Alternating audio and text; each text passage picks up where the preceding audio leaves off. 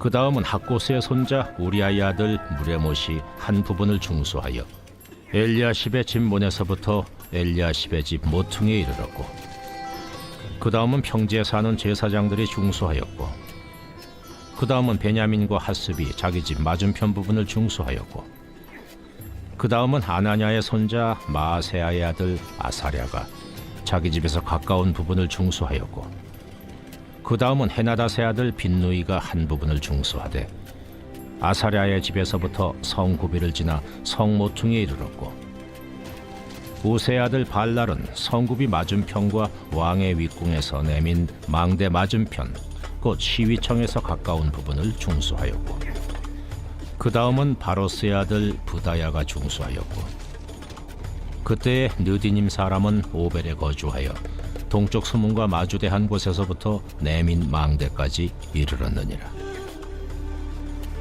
그 다음은 드고아 사람들이 한 부분을 중수하여 내민 큰 망대와 마주대한 곳에서부터 오벨 성벽까지 이르렀느니라.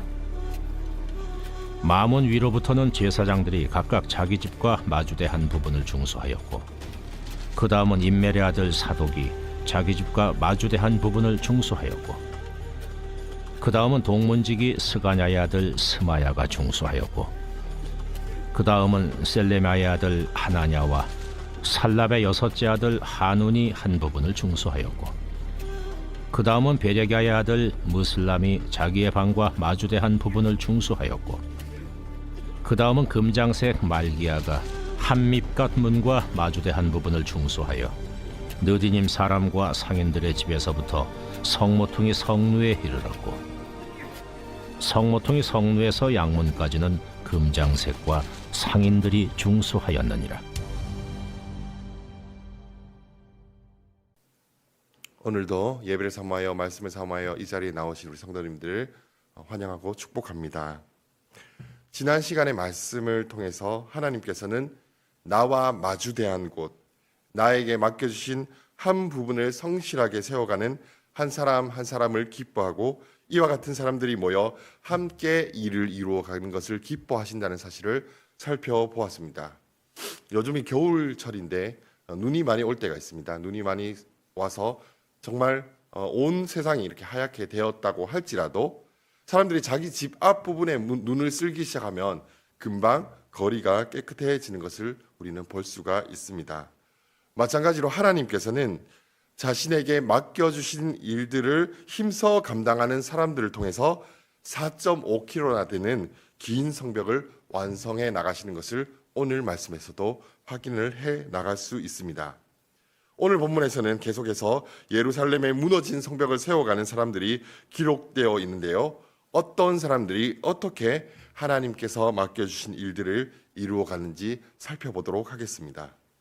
먼저 오늘 본문 21절에는 그 다음은 학고스의 손자 우리아의 아들 무레못이 한 부분을 중수하여 엘리야십의 집 문에서부터 엘리야십의 집 모퉁이에 이르렀고 라고 말씀하고 있습니다. 그런데 이 학고스의 손자 무레못이란 사람은 앞서 3장 4절에서도 등장했던 사람입니다.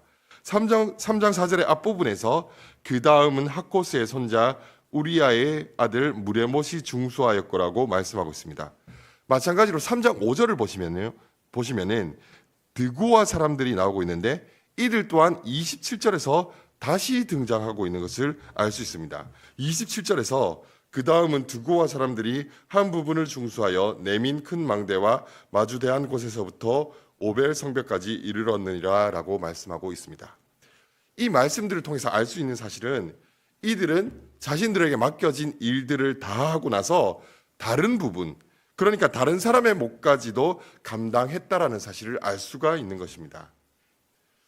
우리도 한 몸 된 공동체로서 다른 사람의 형편까지도 살피고 도울 수 있어야 합니다. 본문의 무레못과 드고아 사람들처럼 다른 사람을 도울 수 있는 유익한 자가 되어야 한다라는 것입니다. 그런데 다른 사람을 돕기 위해서는 그 전에 반드시 해야 하는 일이 있습니다. 그것은 바로 자기 자신의 일을 먼저 살피는 것입니다. 내게 맡겨주신 것을 돌아보지 않고 다른 데 가서 훈수 두고 있으면 다른 사람에게나 나에게나 덕이 되지 않는다라는 것입니다. 우리는 나에게 맡겨진 일을 성실하게 감당하고 더불어서 다른 사람을 도울 수 있는 자가 되게 해달라고 기도해야 할 것입니다. 갈라디아서 6장 1절에서부터 5절까지는 다음과 같이 말씀하고 있습니다. 제가 그 말씀을 읽어드리겠습니다.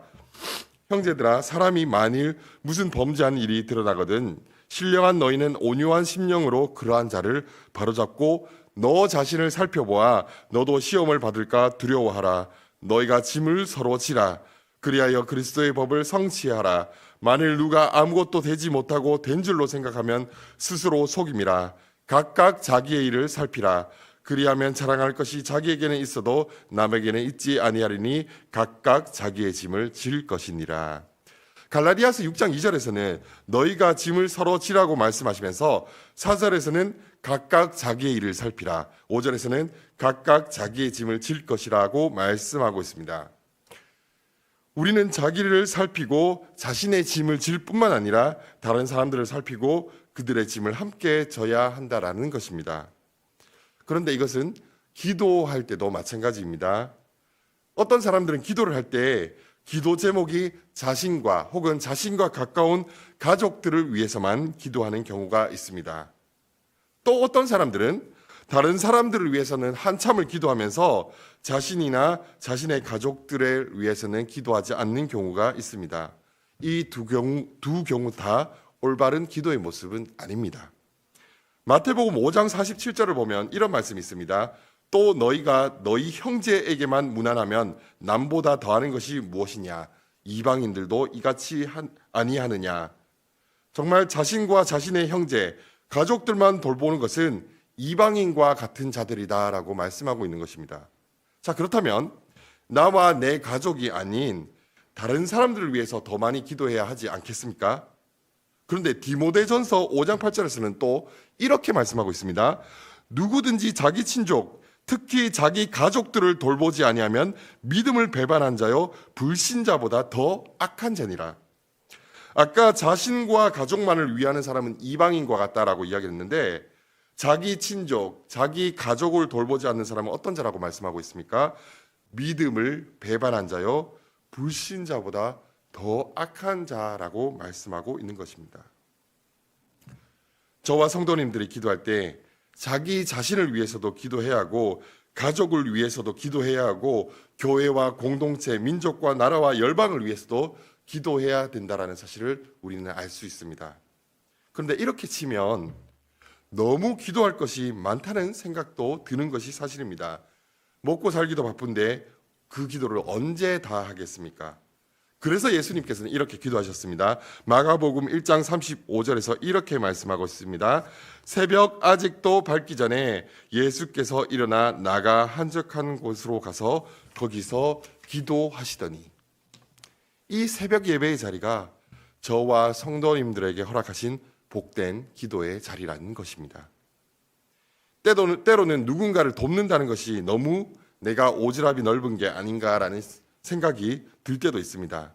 내가 맡은 일도 잘 못하면서 내 코가 석잔데 누굴 돕겠어라는 생각이 드는 것이 사실입니다. 그럼에도 우리는 다른 지체의 형편까지도 돌아볼 수 있어야 합니다. 내가 잘나서가 아니라 내가 대단히 여유가 많아서 형편이 넉넉해서 그렇게 할 수 있는 것이 아니라 우리가 하나님께 구함으로써 그 일들을 감당할 수가 있는 것입니다. 그리고 우리가 직접 나서서 다른 사람을 도울 형편이 아니더라도 하나님께서는 우리에게 기도라는 놀라운 능력의 통로를 허락해 주셨습니다.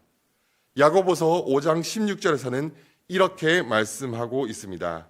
그러므로 너희 죄를 서로 고백하며 병이 낫기를 위하여 서로 기도하라. 의인의 간구는 역사하는 힘이 큼이니라. 저와 성도님들이 서로를 위하여 기도할 때에 하나님의 놀라운 역사를 경험하게 되는 복된 한 해 그리고 복된 평생의 삶이 되시기를 소망합니다.